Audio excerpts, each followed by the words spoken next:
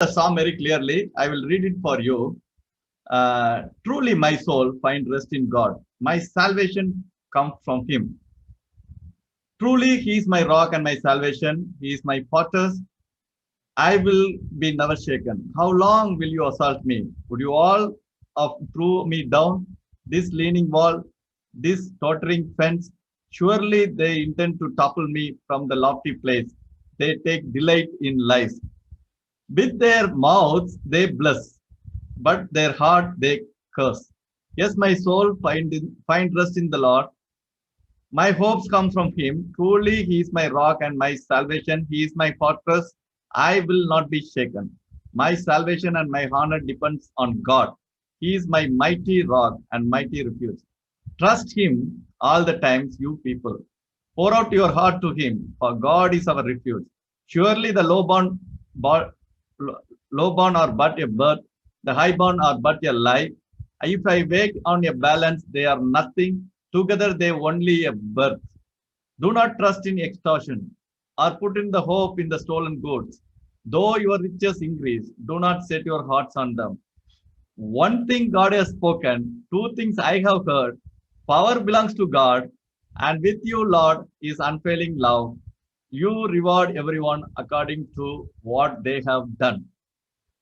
So when I was reading this psalm, I feel that this is one of the practical psalm at this situation that we are going through.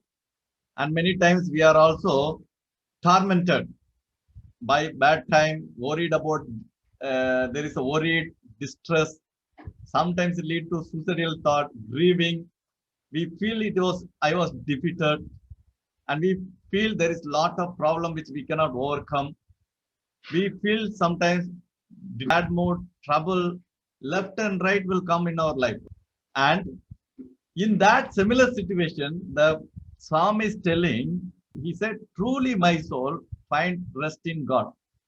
So when I was getting into what he was trying to tell to his soul, when I do some small research on what is the meaning of rest, the rest, the Hebrew word for the rest is conveys the idea of silence or being quiet or being still.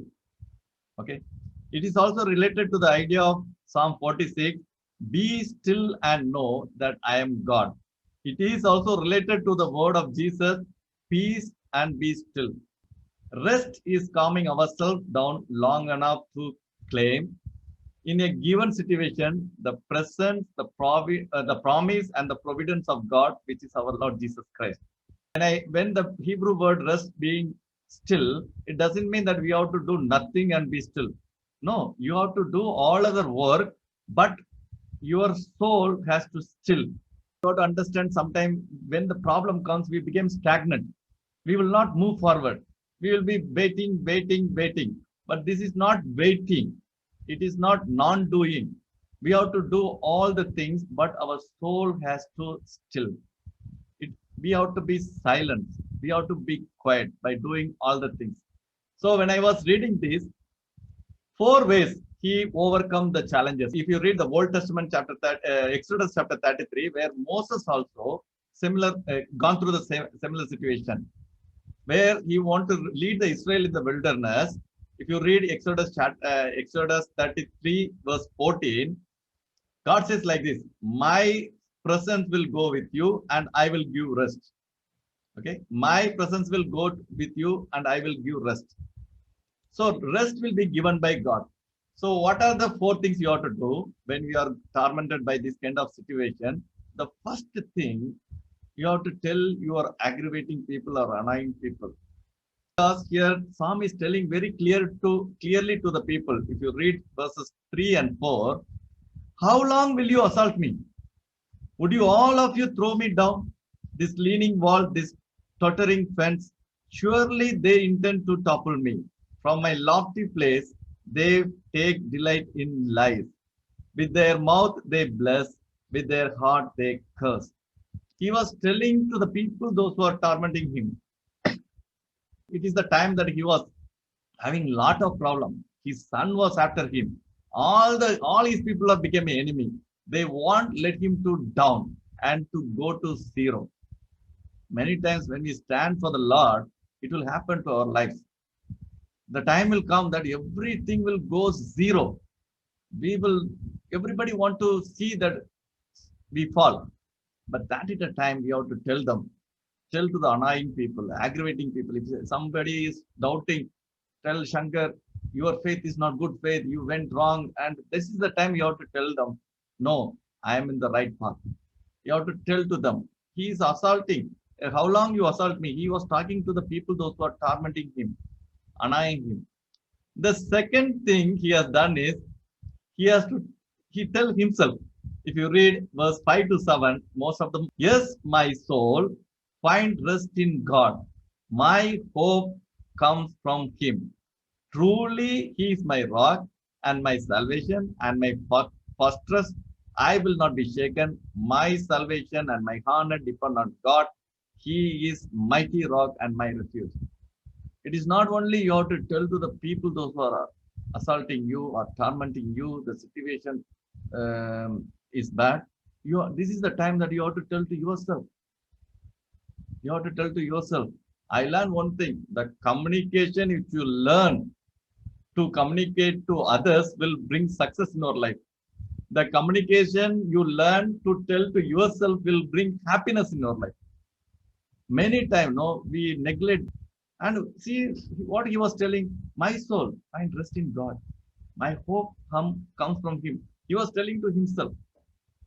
Because why you have to tell is, if you read this, the only person in this world who will never hurt you, never lie to you, never make you cry, and always be there for you is yourself. You have to tell to yourself, my soul, find rest in God. And David told himself. And the next thing is, you have to tell to everybody. And if you read the Psalm 8 to 10, he clearly told, trust in him all the time, you people. Pour out your heart to him, for God is our refuge. Surely the lower born are but a birth, the higher born are but a lie. If I weigh on a balance, they are nothing. Together they are only a birth. Do not trust in extortion or put vain hope in stolen goods. Though your riches increase, do not set your heart on them. This is the time he is telling to the people, trust him all the times. Okay, trust him all the time. And this is the situation that we have to trust him. Okay, there is so many Bible verse. It is talk about trusting in him. Okay, if you read First Chronicle 5:20, they cry out to the God during the battle, and he answered their prayer. He answered their prayer because they trusted him. The Lord is my strength and my shield. My heart trust in him. Commit your way to the Lord. Trust in him. And Isaiah says, this is the Lord, we trusted in him. Let us rejoice and be glad. Nahum says, the Lord is good, a refuge in the time of trouble. He cares for those who trust in him. Romans says, may the Lord of hope fill with you all the joy and peace as you trust in him. Peter also says, the one who trusts in him will be never be same. We have to trust in him no matter what. We have to tell the people to trust in him. And I have found one wonderful story which I come across recently, and I hope I will tell that story for you. Once there was a man who lost in desert.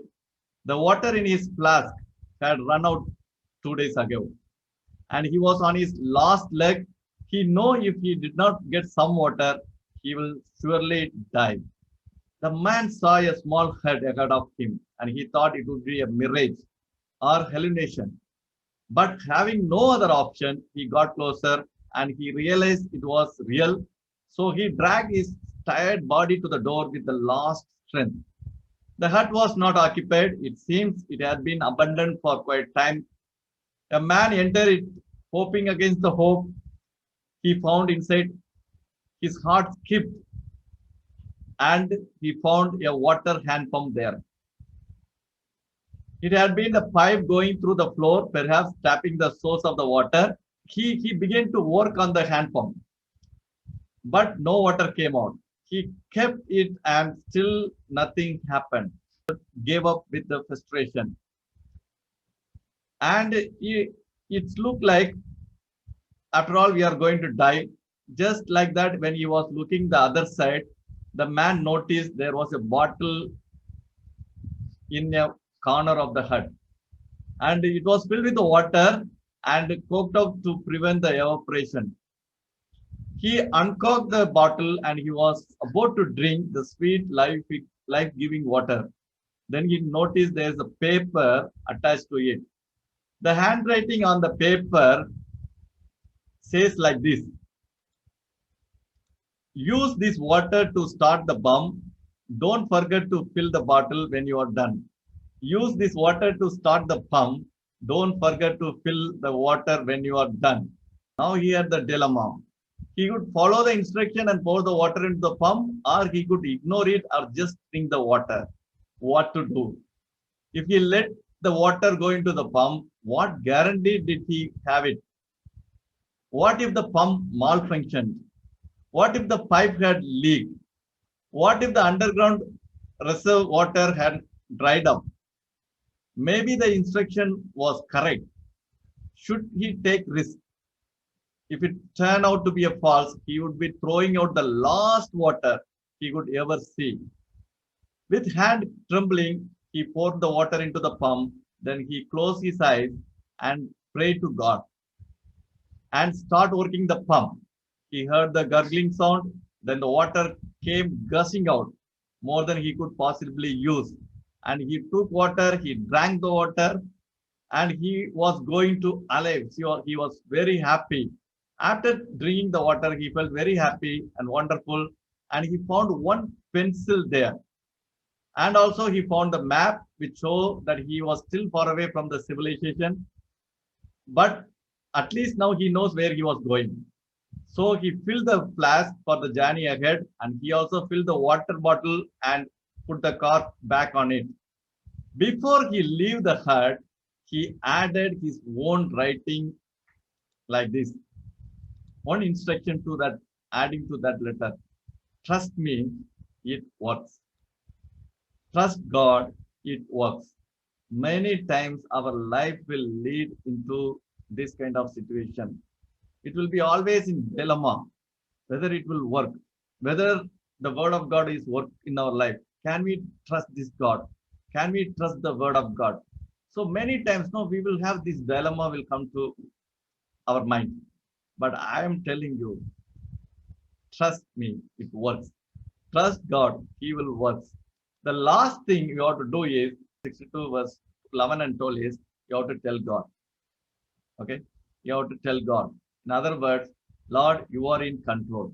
What He said, one thing God has spoken, two things I have heard. Power belongs to God. And with you, Lord, is unfailing love. You reward everyone according to what they have done. No matter what, whether you are recognized, your work is recognized by the people or not.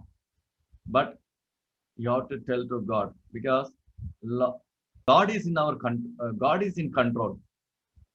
And you have to tell to God to exercise all the power and authority. And you have to believe His unfailing love, because He also give the assurance, you reward everyone according to what they have done. If any tough day comes in our life, tell to God. He really cares for you. So I want to encourage you all, as we are all going through similar situation, maybe in the different context. All you have to do is, first, you have to tell to the people, those who are aggravating and annoying you. Secondly, you have to tell to yourself. Then you have to tell to the people who trust in God. Then last, you have to tell to the God. This is what I learned from this psalm. I believe that God might have speak to you. And I believe He is the only rock and He is the only refuge for us. Let our soul find rest in God alone. Don't allow your soul or mind to waver here and there. This is the time you have to tell to your soul to put the trust in God alone. And God is going to reward all of you according to what you have done. Thank you. May God bless you.